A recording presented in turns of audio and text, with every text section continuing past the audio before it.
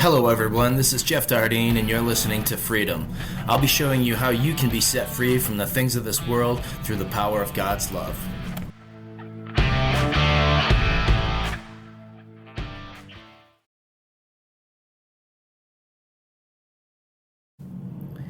Hello everybody, this is Jeff Dardine and welcome back to Freedom. In this episode, I want to talk about how God guides us to our dreams. Throughout my life, I was attracted to adrenaline rushes from a lot of different things. I fell in love with windsurfing as a child due to the exhilaration of a stick of fiberglass under my feet and a sail in my hands. What could be better than that? Nothing could even compare to how free I felt when I was windsurfing. I could escape the worthlessness I felt as a child by just going to the beach and riding my board. I could easily mask my loss of emotion by filling my days with adrenaline, which unfortunately was the only emotion that I knew. I chased so many things over the years trying to fill the void. I gave up windsurfing to race downhill mountain bikes. I raced downhill and freeride and BMX and so many other formats that were current at the time. And I came up with a number of personal victories and personal achievements, yet they all left me feeling as empty as everything else had.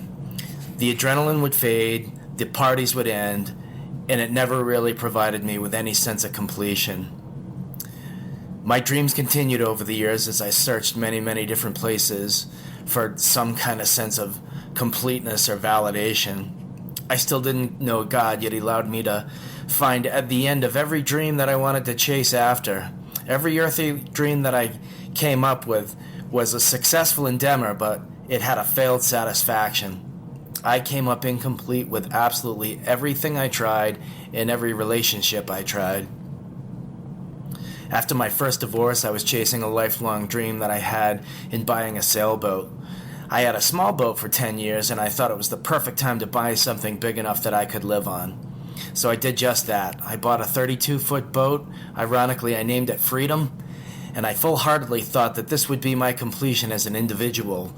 I thought that having a big boat and being able to sail any place I wanted to was going to make me complete. Don't get me wrong, the rush of heeling a boat that weighed almost 6 tons and was 70 feet tall, the mast was 70 feet off the water, heeling that to 30 degrees and just feeling the rush of wind. Those are some of my favorite memories. Being offshore in New England, 20 miles out, you could barely see land at all, and just seeing dolphins and whales broach, the seabirds, heading out to sea. Those are some of the best things in my life. They're not bad things, but they didn't do what I thought it was going to do and set me free. It was yet another dream that God let me be guided through that had a positive outcome, but it just wasn't going to help me be free. It wasn't until the last earthly dream I chased before I began to understand.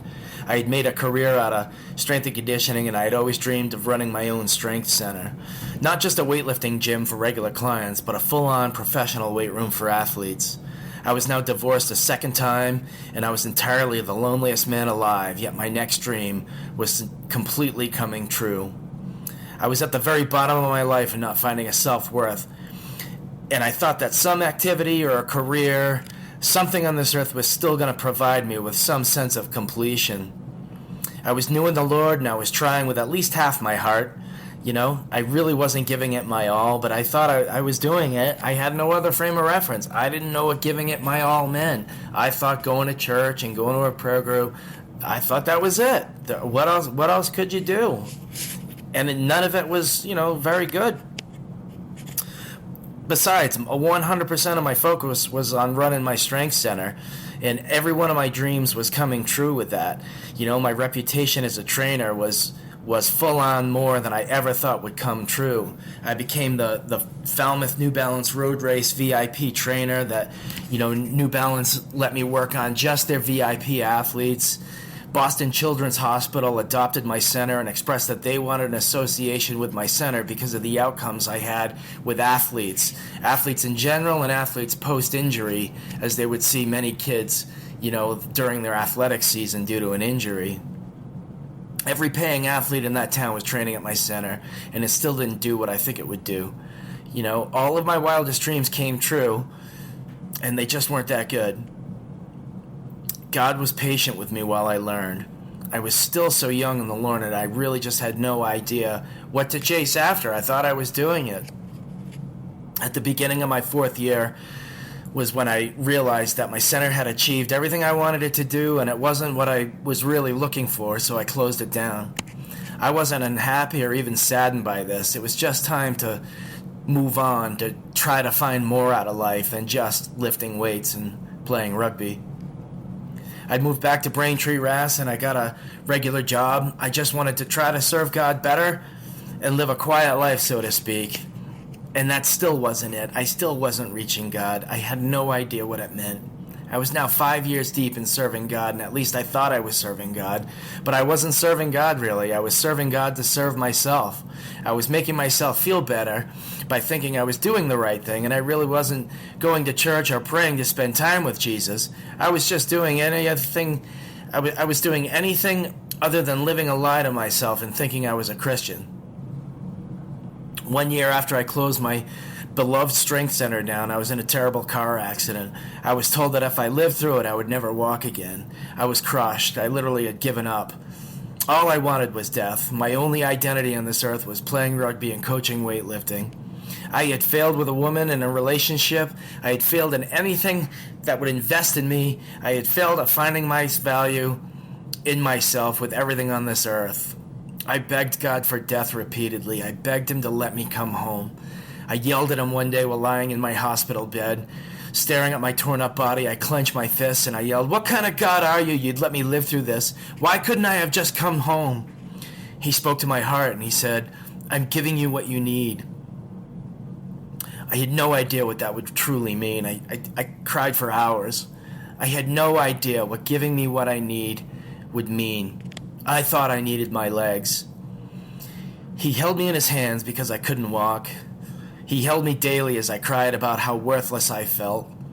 Now that my only worthlessness was in playing a sport and I'm never going to walk again, I spent 6 months laying in that bed, unable to move my legs or feel them. And I was presented with the fact that they'd never work again. During that 6 months, I only had Jesus to rely on. I had over 26 surgeries and 2 rods placed in my back and my hips, a rod in my leg, and a broken neck to heal up from. My sacrum was pushed off my spine and pushed through my bladder and crushed the back of the gas tank of the motorcycle. Not only were my legs not able to move, but I had an aspen collar and I was unable to move my head for the 6 months I laid there as well. My daily emotional torture was the fact that I felt like I was an abandoned dog that couldn't get up. I did live through it, as you would guess, and God did bless me with a return function of my legs. He used my terrible motorcycle accident to let me draw nearer to him as I began to trust my heart to him. It wasn't easy. I suffered daily.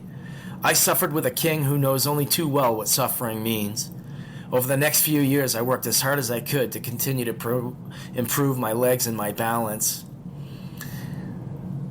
After my bad experience, I found that the relationship with him was what I was looking for. The completeness I felt came from spending time with him in prayer and thanking him daily for what he was providing me with.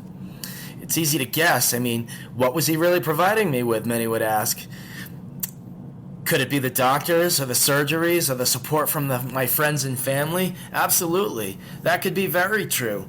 But in all honesty, he was providing me with himself, his presence, his love, his embracing me for who I was, a failed sinner. And he loved me. And it just drew me in to want more of that. God's undeniable love and emotional care for me exceeded anything I knew. Even 2 years after the accident, I still couldn't walk or move very well, but I was doing it. My incapacitation physically didn't seem to matter much as my completion in my heart from God's love became overwhelmingly fulfilling. God led me through every selfish desire I chased while I was looking for something that only he could provide me with: love. Psalms 37:4 reads, "Delight yourself in the Lord, and he will give you the desires of your heart."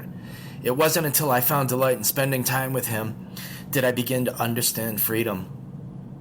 It wasn't that I did anything right. I didn't do anything right. God carried me when I had no other place to run. He carried me when all I wanted was death. He carried me when my only identity was in playing a game. He carried me when I thought I was serving him, but I was only serving myself. He was patient with me, and he led me to him. He led me to a completion that was so fulfilling that I can't stop serving his children to show him how much I love him.